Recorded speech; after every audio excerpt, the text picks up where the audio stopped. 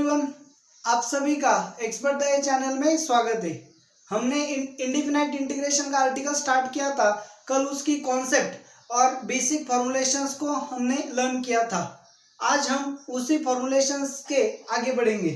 तो हमने कल पढ़ा था कि इंटीग्रेशन ऑफ एक्स डीएक्स क्या होता है, x square upon 2 plus constant of integration को हम ऐड करते हैं। अब हमने ये भी पढ़ा था कल, integration of x raise to n dx क्या होता है, हमें एक्स की पावर अगर एन है तो पावर को एक्स से बढ़ाना है, यानी कि x raise to N plus one upon n plus one plus constant of integration. Okay, तो इसी तरह से अगर हम यहाँ पे x की जगह ए एक्स प्लस बी लेते हैं, A x plus B raise to N, okay ना। तो पहले मैं इसको डिफरेंशिएट करूंगा। डिफरेंशिएट यानी कि D by D x, power क्या होती है, सामने आती है। डेरिवेटिव ले रहा हूं, ध्यान दीजिए क्या लिया, डेरिवेटिव ले रहा हूं तो एन पावर क्या होगी, सामने आएगी एन। ए एक्स प्लस बी फंक्शन वैसे ही रहेगा, raise to N minus one, power क्या होती है, कम, इनटू हम इसके डेरिवेटिव से उसको मल्टीप्लाई करते हैं। सो ए एक्स प्लस बी का डेरिवेटिव क्या है, ए। अब ध्यान दीजिए, ये हमने कल पढ़ा था। मैं क्या कर रहा हूँ, फॉर्मूलेशन जो है उसको जनरलाइज कर रहा हूँ। तो फॉर्मूलेशन जनरलाइज करने के लिए आपको वो भी अंडरस्टैंड हो, इसलिए मैंने क्या लिया, फिर से मैं बेसिक डेफिनेशन पे गया। तो A x plus B raise to N का डेरिवेटिव क्या आता है, N. A x plus B raise to N minus one into X plus B का डेरिवेटिव मल्टीप्लाई करना होता है, यानी कि ए को मल्टीप्लाई करना होगा। तो इसका मतलब क्या बना, अगर इस फंक्शन का डेरिवेटिव ये आता है तो इसका इंटीग्रेशन ए आएगा। Therefore, by definition of integration, integration of n ax plus b raised to n minus 1 into a dx is equal to ax plus b raised to n plus constant of integration c dash add करते हैं।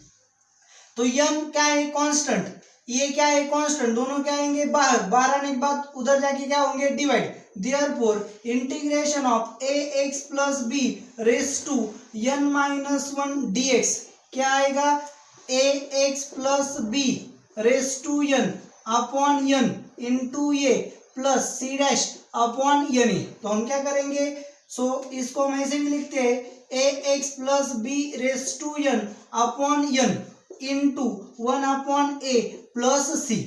तो अब हमें इसको generalise करना है। Generalise कैसे करेंगे कि हमने देखा A x plus B raise to N minus one का इंटीग्रेशन कितना आया, A x plus B raise to N upon N. जैसे कि इस फॉर्मूले को देखिए, एक्स रेस टू एन का इंटीग्रेशन क्या आता है, X raise to N plus one, यानी कि पावर एक्स से बढ़ती है, नीचे वही आता है। यहाँ पे भी क्या होगा, इसको मैं एक्स एज्यूम करता हूँ, तो x raise to N minus one का इंटीग्रेशन क्या आएगा, x raise to N upon n, यानी कि यहाँ तक ठीक है।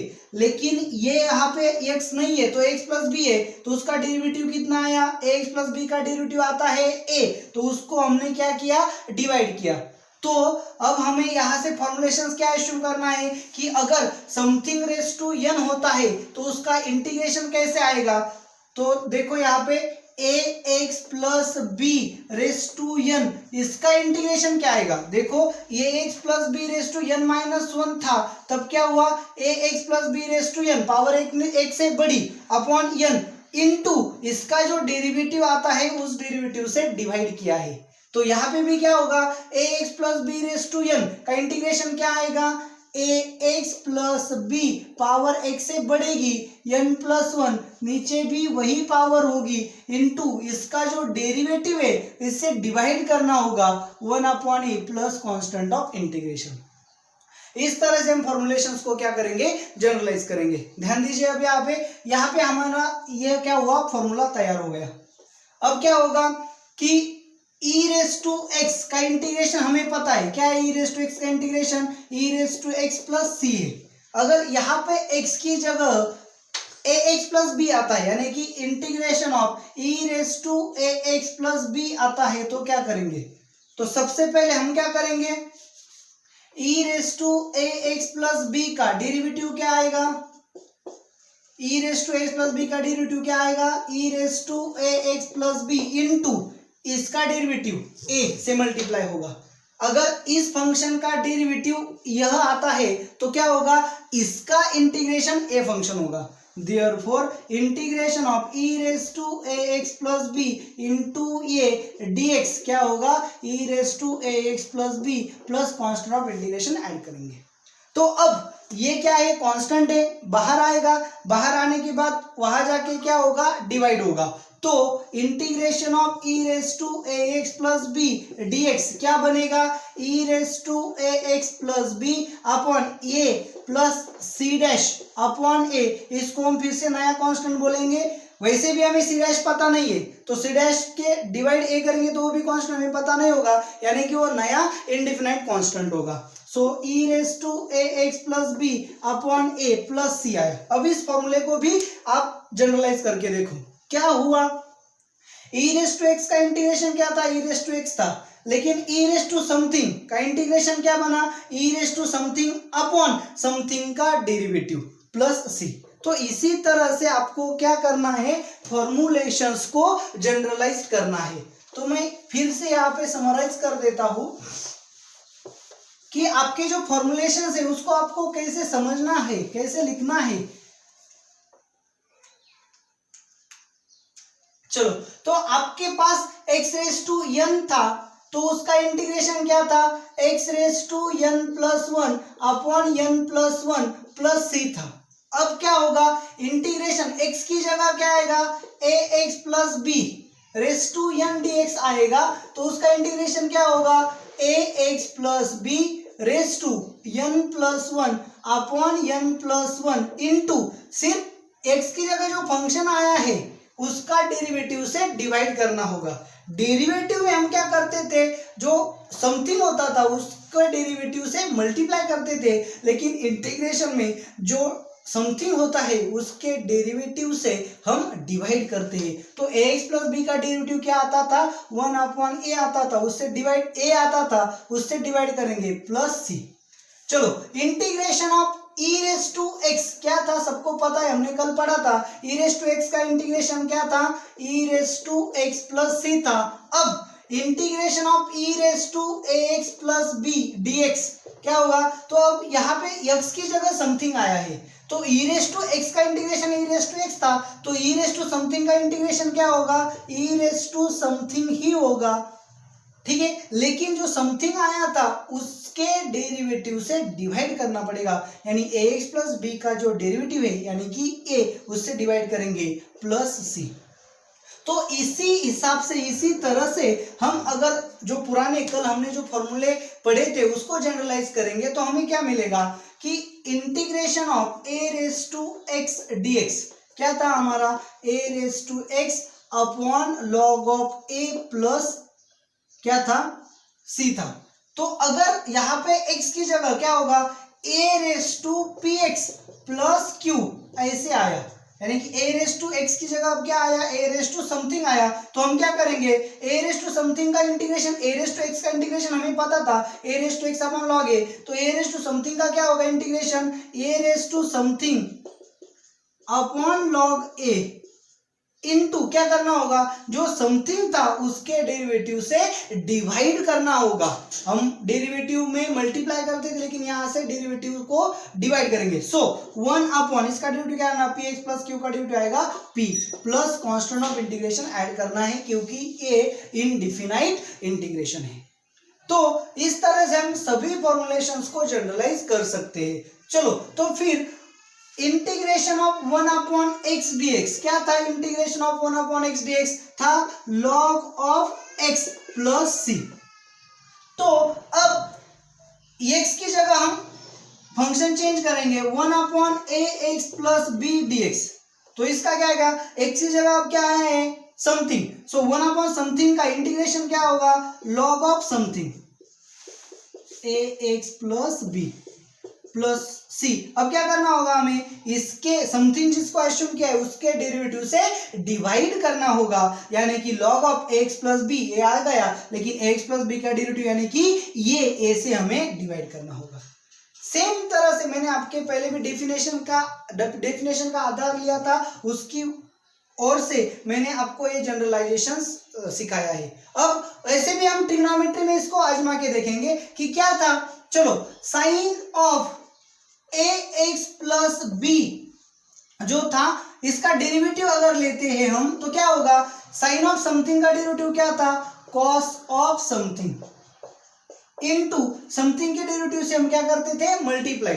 आपको ध्यान देना होगा, ज्यादा गड़बड़ नहीं करनी होगी, क्योंकि हम डेरिवेटिव और इंटीग्रेशन, डेरिवेटिव की नजर रखते हुए, डेरिवेटिव पे नजर रखते हुए इंटीग्रेशन पढ़ रहे हैं। तो मैं क्या लेता हूँ, डेरिवेटिव लेता हूँ या इंटीग्रेशन लेता हूँ, इसे गौर से सुनो। मैंने क्या कहा, sine of a x plus B का डेरिवेटिव, साइन ऑफ समथिंग का डेरिवेटिव क्या होता है, cos of something into something का डेरिवेटिव मल्टीप्लाई करना होता है अकॉर्डिंग टू चेन रूल। तो अब डिफिनेशन ऑफ इंटीग्रेशन का यूज करेंगे। क्या है डिफिनेशन ऑफ इंटीग्रेशन, अगर इस फंक्शन का डेरिवेटिव ये आता है तो इसका इंटीग्रेशन ए आएगा। So integration of cos of a x plus b into ये dx क्या आएगा, sine of a x plus B plus c आएगा।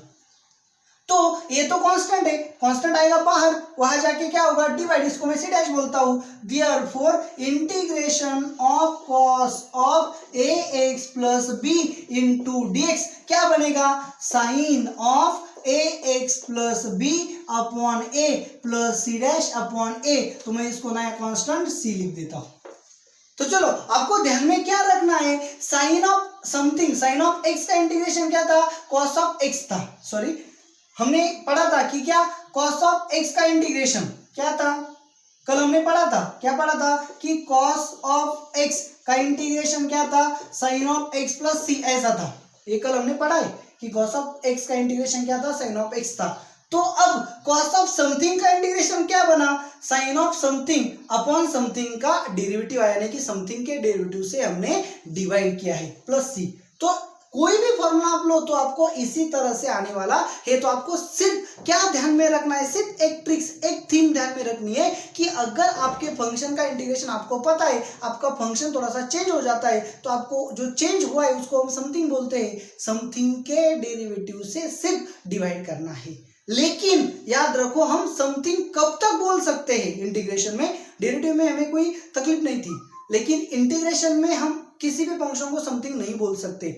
हम उस फंक्शन को तब तक समथिंग बोलेंगे जब तक उसका डेरिवेटिव कांस्टेंट में आता है, यानी कि ax प्लस बी, इसका डेरिवेटिव क्या आएगा, a आएगा। तब तक हम इसको, डेरिवेटिव कांस्टेंट आता है तब तक हम उसको क्या बोलेंगे, उसे हम समथिंग बोल सकते हैं। लेकिन अगर यहाँ पे ए एक्स स्क्वेयर प्लस हुआ, ए एक्स स्क्वेयर प्लस भी हुआ, तो ए एक्स स्क्वेयर का डेरिवेटिव क्या आएगा, 2ax आएगा, तो हम उसको समथिंग नहीं बोलेंगे। तो आपको ये चीज भी ध्यान में रखनी है कि तब समथिंग कब तक बोलेंगे, जब तक उसका डेरिवेटिव कांस्टेंट में आता है तब तक। तो चलो, तो फिर इसी बेस पे हम फॉर्मुलेशंस को जनरलाइज कर सकते हैं। क्या जनरलाइज कर सकते हैं, integration of sine of x dx क्या था, minus cos of x plus सी था। तो इसका मतलब integration of sine of a x plus B dx क्या होगा, minus cos of a x plus b होगा।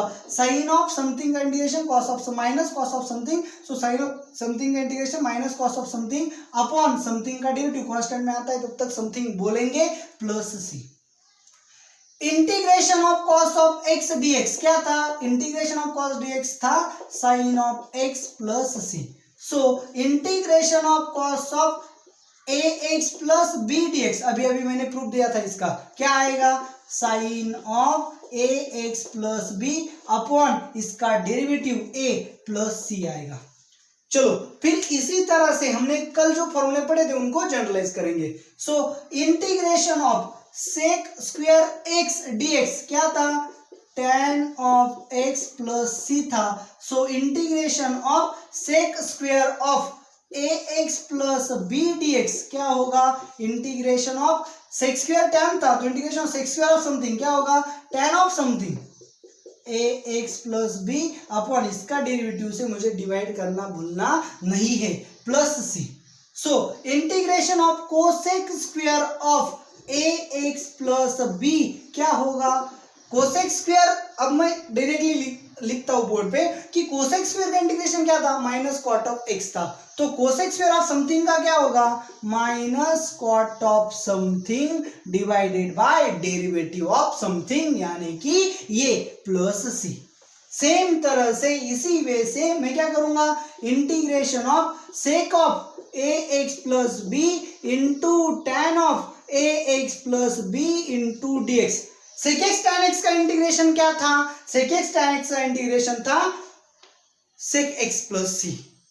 तो फिर sec of something into tan of something का इंटीग्रेशन क्या होगा, sec of something divided by derivative of something, यानी कि ये प्लस सी। और आपको सिर्फ लास्ट में एक और फॉर्मूले को लिखना है, क्या होगा वो, integration of cosec of something plus tan of cot of something, यानी कि integration of cosec of a x plus b into cot of a x plus b. क्या होगा फिर, हमें पता है कि cosec x into cot x का इंटीग्रेशन क्या था, माइनस कोसेक एक्स था। तो अब क्या बनेगा, integration of cosec a x plus b into cot of a x plus B D x, integration क्या बनेगा, minus cosec of a x plus b divided by a plus c, x plus b के derivative को divide करना होगा। तो आपको यह simple सी theme यानी कि फॉर्मूलेशंस के जनरलाइजेशन को अच्छे से समझना होगा। हमारे जो फॉर्मूले थे मेन फॉर्मूले उसको लर्न करेंगे, फिर फंक्शन थोड़ा सा चेंज होगा, तो चेंज होगा तो उसको हम समथिंग बोलेंगे, और फॉर्मूले को वैसे ही रख के